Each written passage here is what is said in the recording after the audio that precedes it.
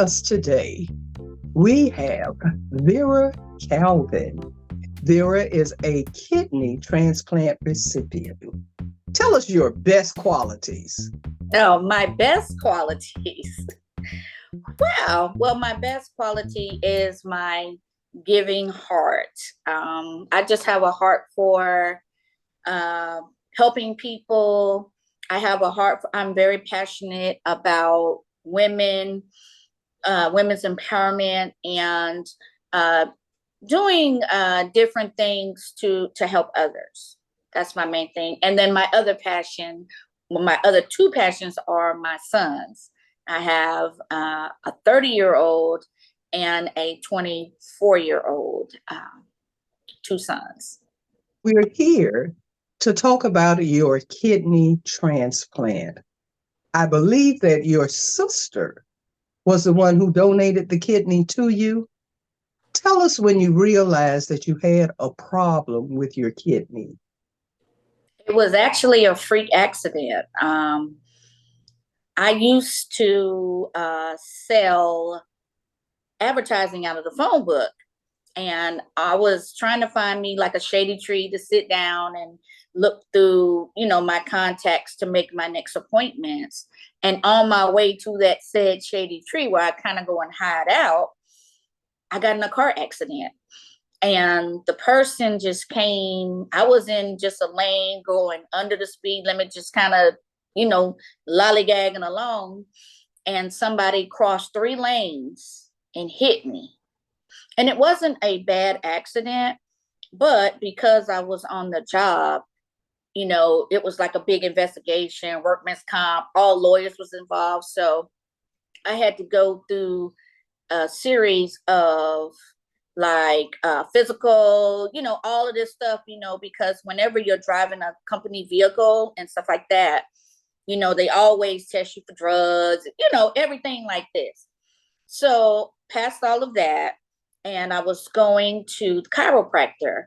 And when I was at the chiropractor, he noticed that my blood pressure was very, very high, like stroke level. There was like 170 over 100. And then one time it was like 189 over something. And so he literally told me to go straight. I'm not going to do any type of chiropractic on you. You need to go to the ER. So I went to the ER because I'm like, I've never had a broken bone. I've always had good blood pressures. I've been, in very good health. So when I went to the emergency room, they just kind of blew it off.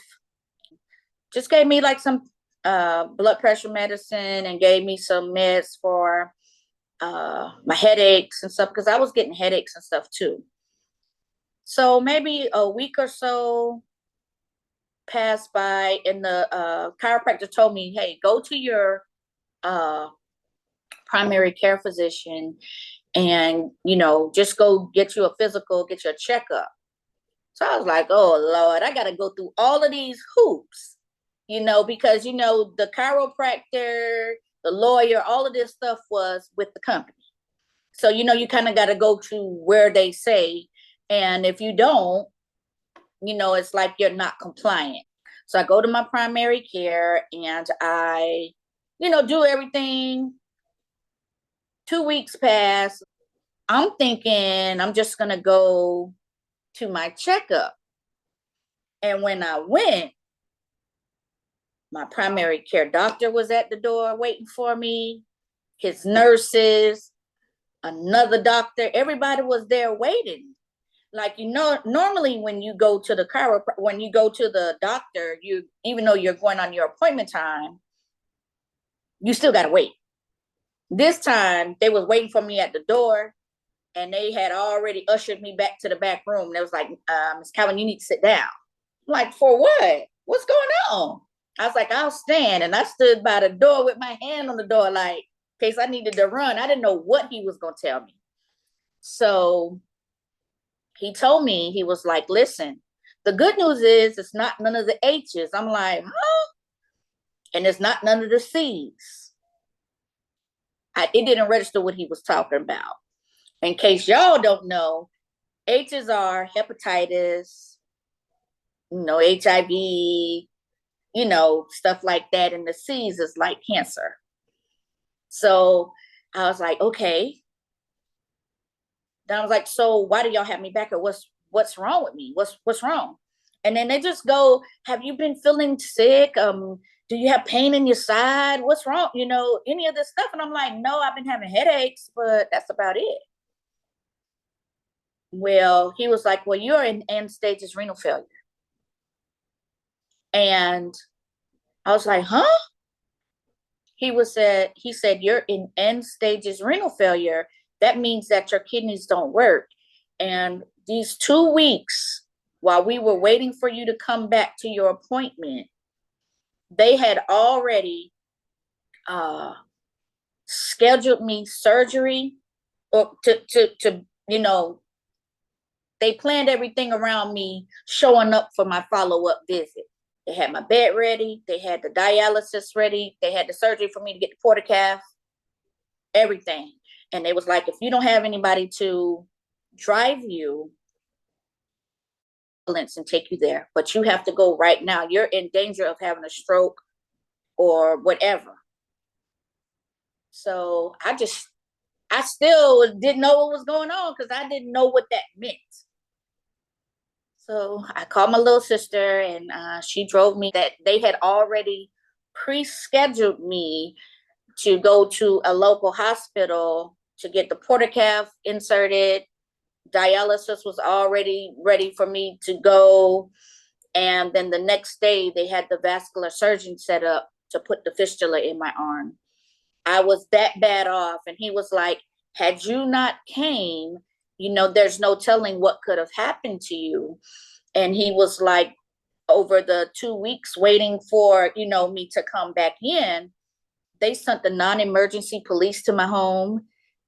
They had been trying to find me, but some kind of way on the paperwork, the numbers were transposed so they couldn't call me. So all they could rely on was the fact that I would come to my follow-up appointment. Now, I've heard so many stories of right now situations, and especially about the dialysis. People were not prepared. They would go in, have an emergency conversation, and hear that you're in end-stage renal disease. Next thing they realize, they're rushed off for dialysis. How did that first time, that experience of dialysis, how did that make you feel? It was overwhelming because the local hospital that I was in, well, first of all, I'm still not understanding what's happening to me. I didn't know anything about kidney disease, kidney failure, end stages renal. I didn't know about anything.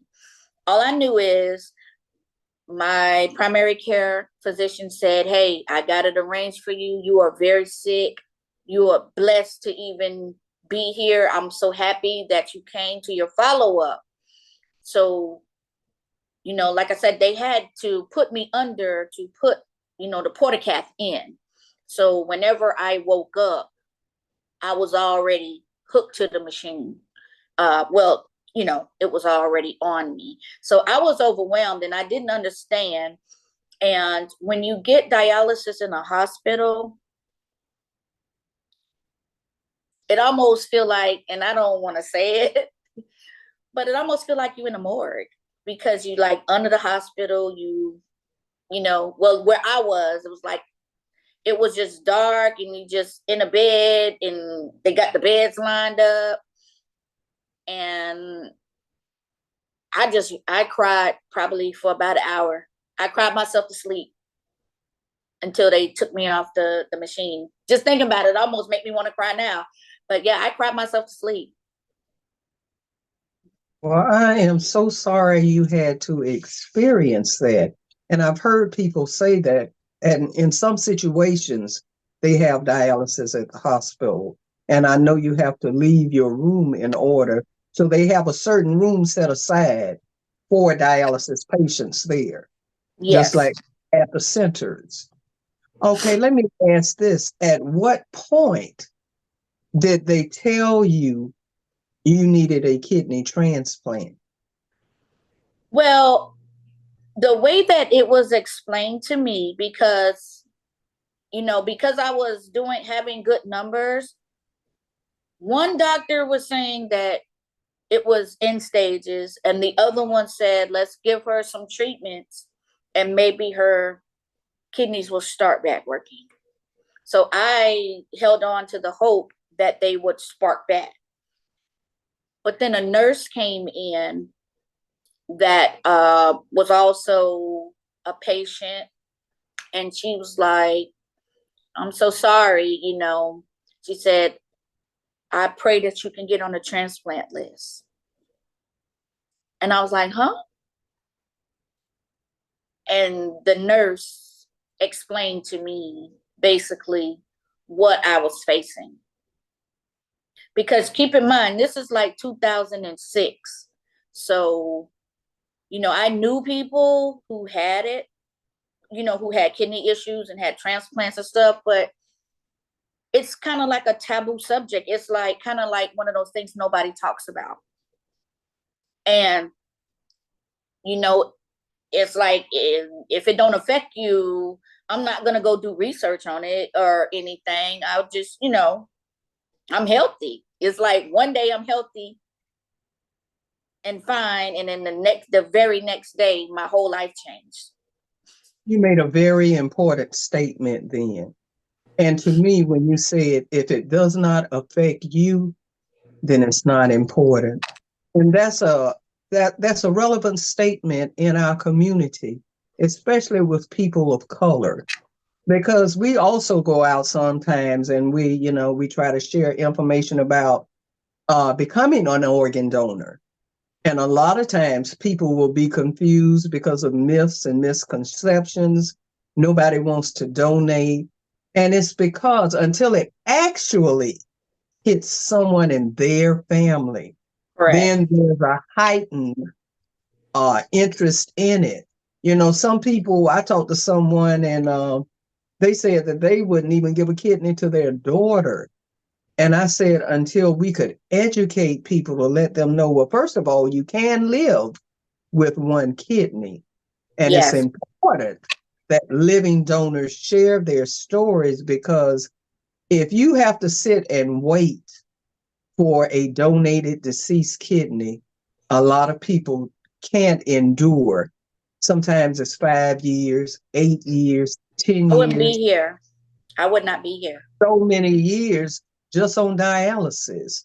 There are elderly people on dialysis, young people, all ages.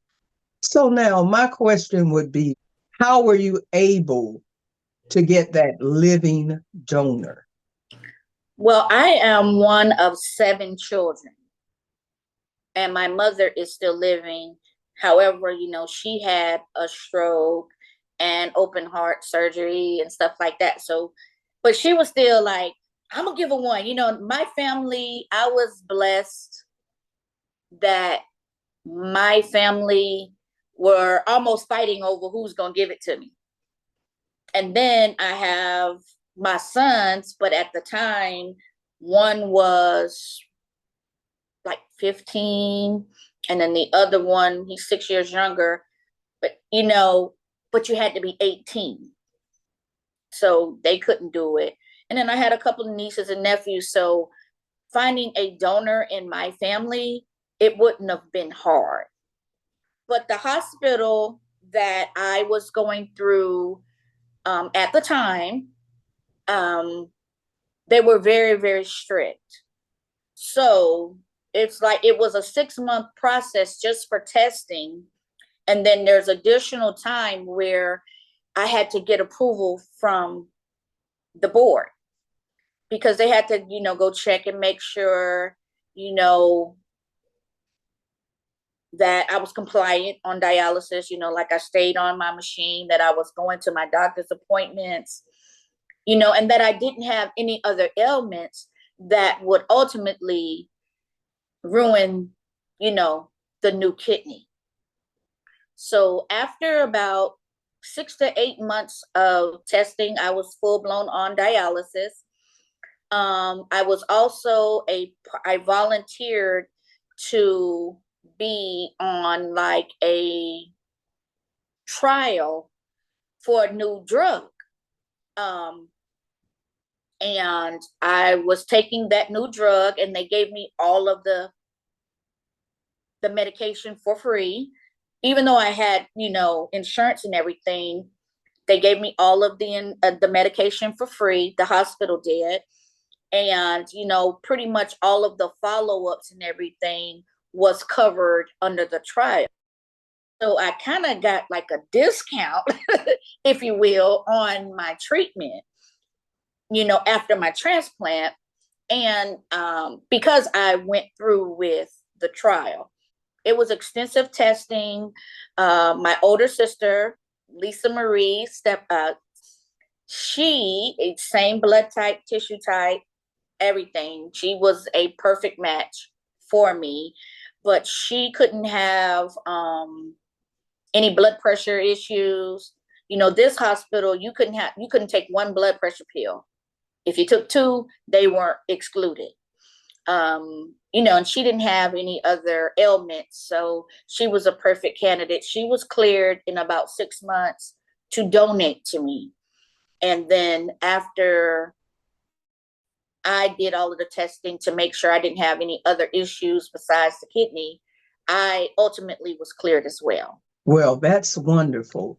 Now, you mentioned that your transplant had taken place in 2006? Yes, ma'am.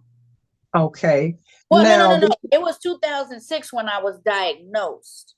Okay. My transplant took place in 2008. Oh, so right. It's been 15 years for me. 15 big years, yes. Okay, how long were you actually on dialysis? I was on dialysis for 18 months. And I did a different trial with the dialysis. I did what's called nocturnal dialysis, in which you would go to dialysis from 3 to like 3 in the afternoon, and you would sit on it for 8 hours. And instead of them pulling it fast, if you will, like say, instead of going for 2 hours and in 2 hours or 4 hours, you have 8 hours. And then I would go on Sunday, Tuesday, and Thursday. So I was off every Friday and Saturday. That way I was able to go. If you see behind me, all of my son's jerseys, I was able to be there for all of his games and everything. So I jumped on that one versus going every other day, Saturday morning, being there all day. And after you're on dialysis, you're so weak, But the nocturnal dialysis, it pulls slower and it's not as harsh on your body.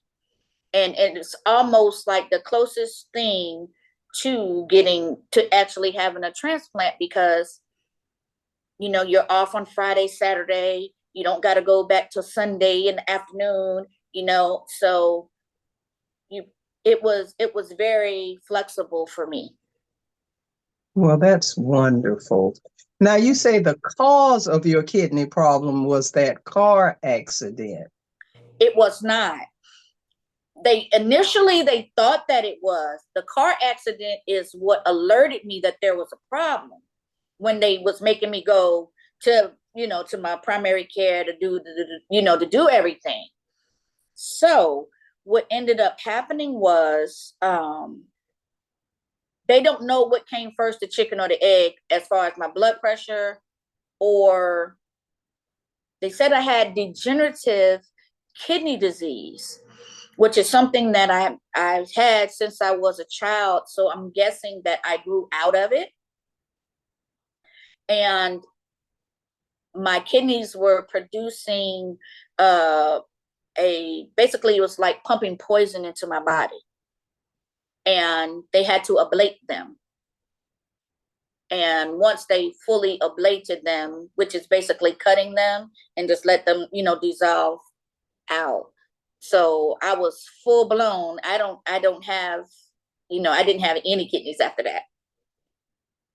Okay, let me ask this question. What type numbers are you talking about when people visit their doctor's office or their primary care doctors? What type numbers should they ask about that would alert them about the condition of their kidney? Yes, the numbers that the numbers that they would have to pay attention to is this creatine. Okay, that's your actual kidney function. If you have a number greater than 1, you should be on alert. When they got to me, my creatine was 7. And I think you start going into different stages once you get past like 2 or 3. But I was already to the point where it was end stages. It was no, I went straight from seeing my doctor to end stages. It was no in between, no workups, no nothing. I would think because of kidney. Now, I'm a double lung transplant recipient, but as a having a problem with a kidney, was there any indication related to urine flow or anything like that that could have tipped you off? Nothing. No, actually, again, that's what had my primary care so confused, because I used to go to him faithfully. He's like the whole family's doctor. And I think I might have been 18 years old at the time, or 17 or 18 when I was with this doctor. So from 18 years old to 2006, I was 18 in 19 Tell us. I was 18 years old in the end of 1989. Okay. So that doctor was my doctor ever since then. So he pretty much knew my whole family. He's a very, very good doctor. So he was just as surprised as me, because I'm walking around talking just like I'm doing now. But what I did find out was is that your body tends to, I don't want to sound gross, but it kind of eats at you. When it can't get what it needs, it starts, attacking from the inside. And your body kind of starts functioning at those bad levels. Like, say, for instance, I have like a anemia problem. And if a normal person's red blood count, because when you have kidney failure or kidney problems, it affects everything. So my kidney issue affects the producing of the red blood cells. So my blood count is always low. So I'm always cold, I'm severe anemic. The numbers. My blood count was a 6. And what that meant was I had to be rushed to get transfusions. But again, because my body is so used to functioning at that level, I was fine, but I wasn't.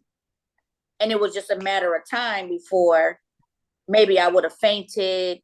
I was tired and stuff like that. When you have a low blood count, you're lethargic, you're tired, whatever. But to answer your question, the numbers that you need to really look for is your creatine. That is your kidney function. And it should be like the lowest possible. Anything over a 1, ask a lot more questions. And when you're on dialysis, you can't have a lot of fluid, because you got to keep in mind, when you are on dialysis, your kidneys are not functioning. The machine is cleaning anything that you take in, all of the liquid. So if you're drinking a lot or eating a lot of salt or eating, a lot of bad foods that you shouldn't, that's how you swell up, and the fluid builds up around your heart and you can have a heart attack. Now, I know there's a lot of talk about the GFR. Recently, they made some changes to that number also. There was a certain standard for African Americans or a certain number. And recently, I think just in 2023, they made changes to that. Had that affected you in any way, that number?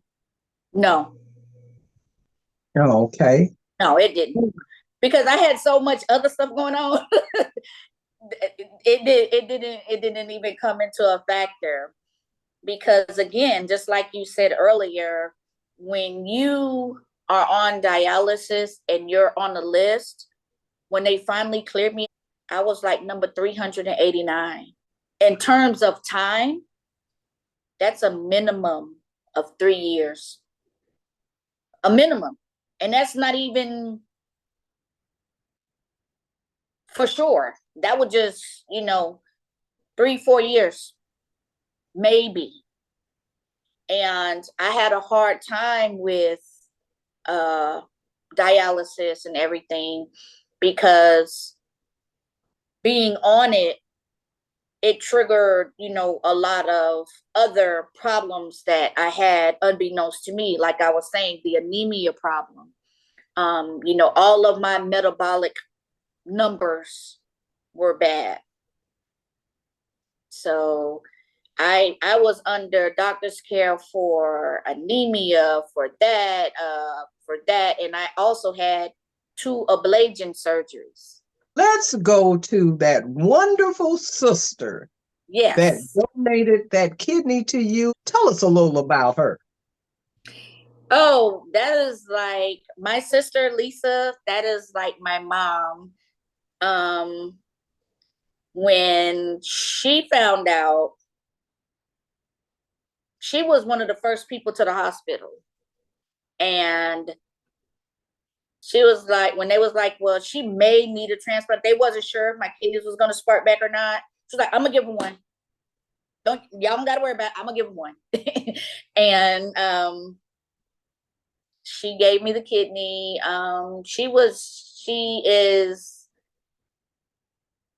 She's more than a sister. Like I said, she's like my friend, like my best friend, my confidant, like my mom. It was just such a blessing that she passed with flying colors when they had to test her, and she was blood type, tissue type, everything.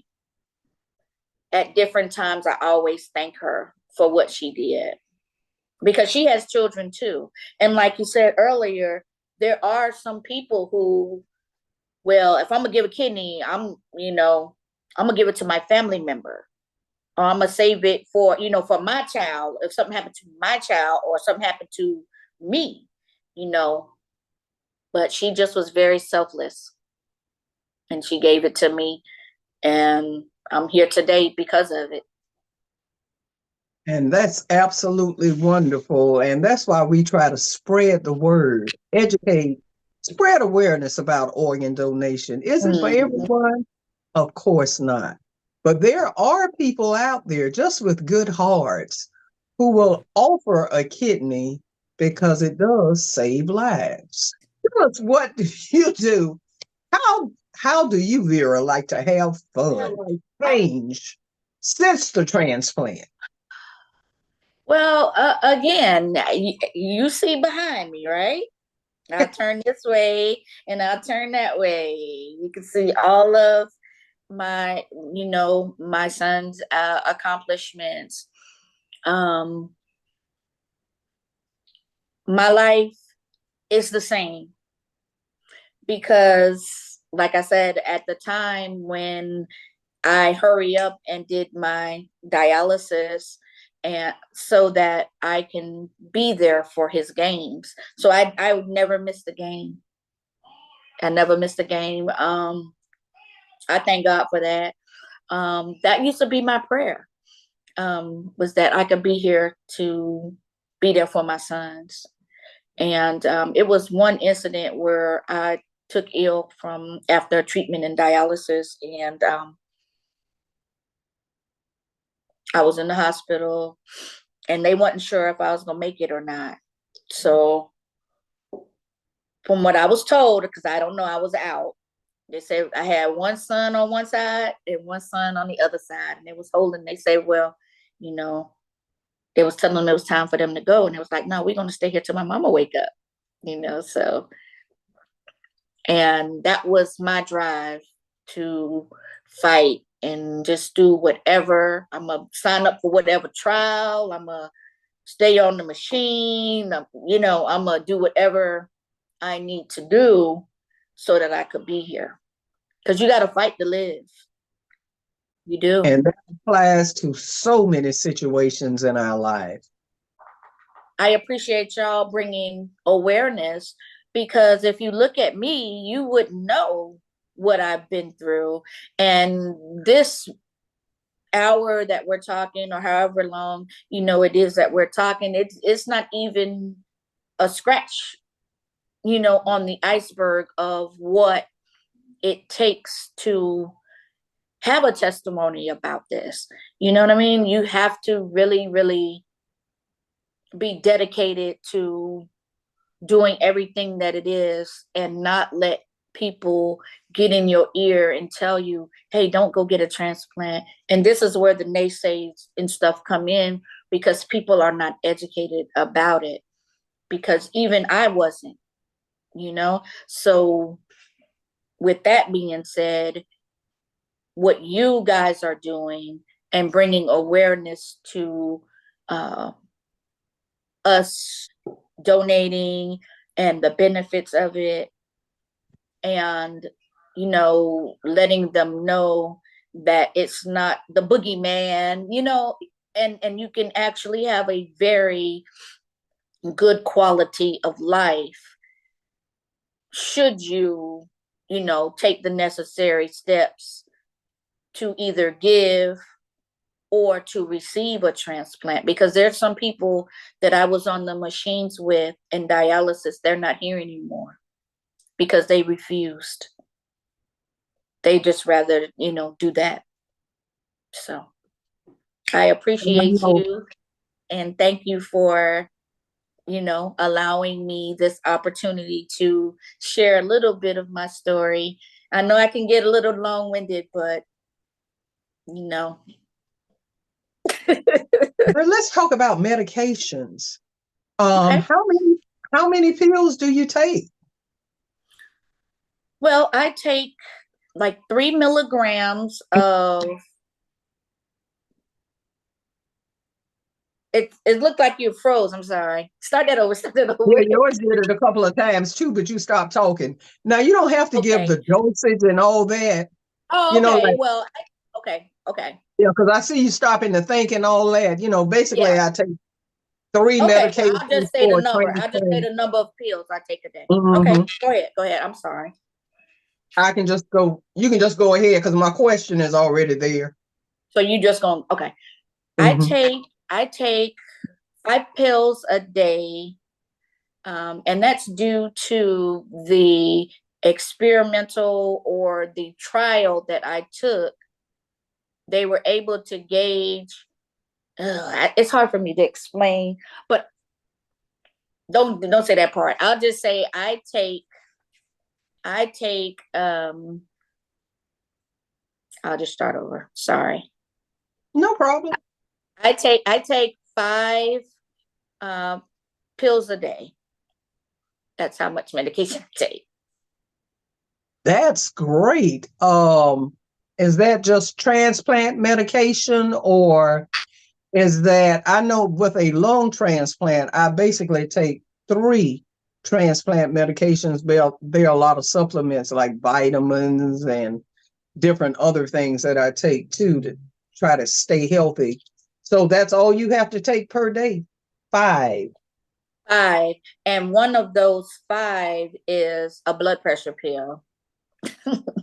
Because That I is still, even after the wonderful. transplant, I still kind of have, issues with my blood pressure, but it's still relatively very good. So the numbers that you always to go back to, blood pressure is a good number that you have to, your blood pressure and your heart rate is something to also stay on top of. You said you had mentioned that transplants really is no laughing matter. It's a serious thing. Um, Transplants actually save lives. Yes, it did. I would not be here. I would not be here at all.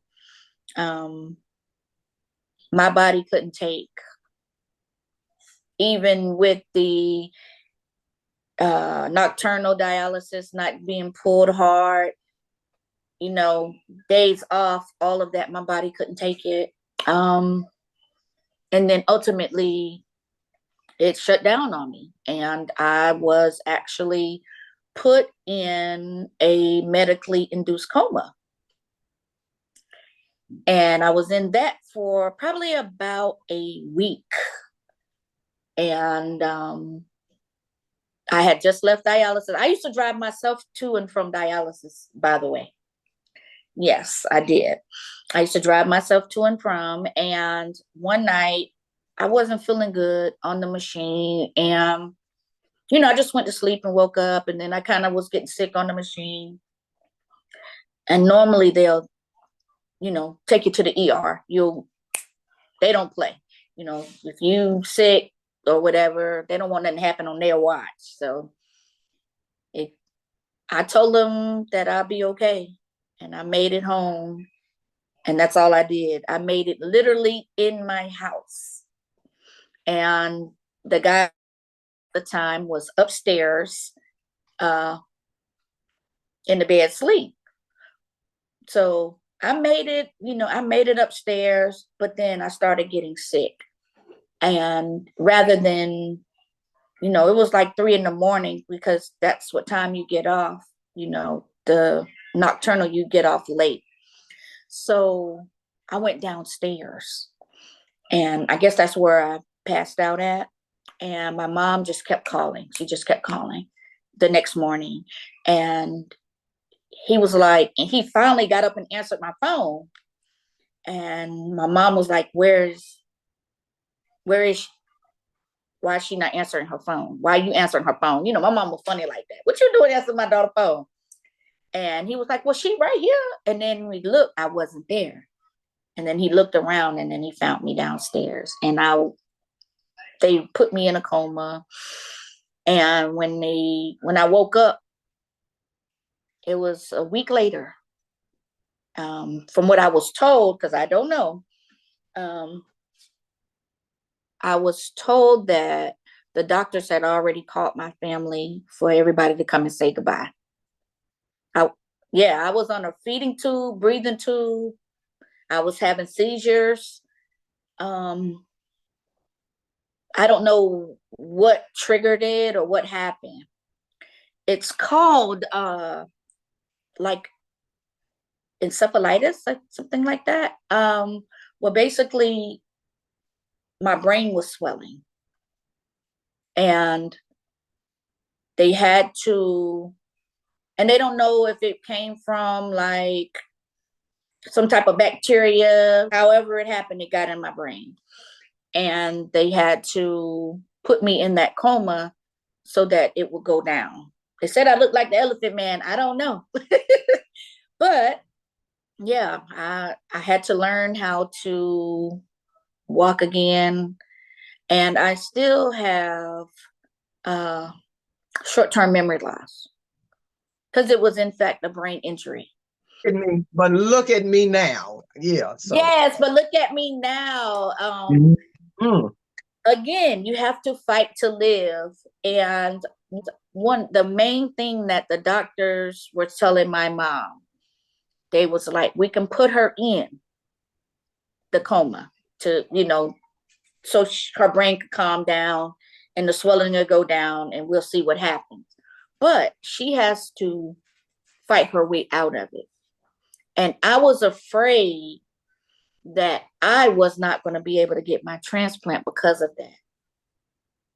But I was able to do it, because this would have been like maybe February of the same year I got my transplant that I had that issue. And I didn't let anybody do anything for me. When I woke up, I didn't know what happened. And you know how like these people, when people be in a coma, they just like, they wake up.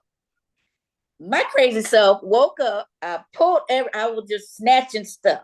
So I done pulled the feeding tube out, pulled the breathing tube out. I done pulled everything out. I didn't know. I was just, and then I said, I'm so hungry, right? And they say, well, fool, you just took the feeding tube out. And I was like, well, tell them to put it back in. Give me something to eat. So, yeah, crazy.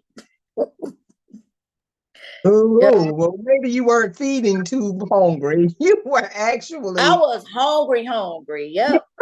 feeding tube hungry. Well, I told them to put it back in then. So, because I was like, I'm hungry. I was like, crazy. You just pulled the feeding tube out. So, Yeah. but I woke up making noise. I'm It's like, ready to she back. She back. Yeah. Well, we are so grateful, and it's just a blessing to hear your story. We appreciate you, and we'll meet you back February 14th, Valentine's Day evening, 7 to 8, and everybody will get to ask questions from the information you Anything.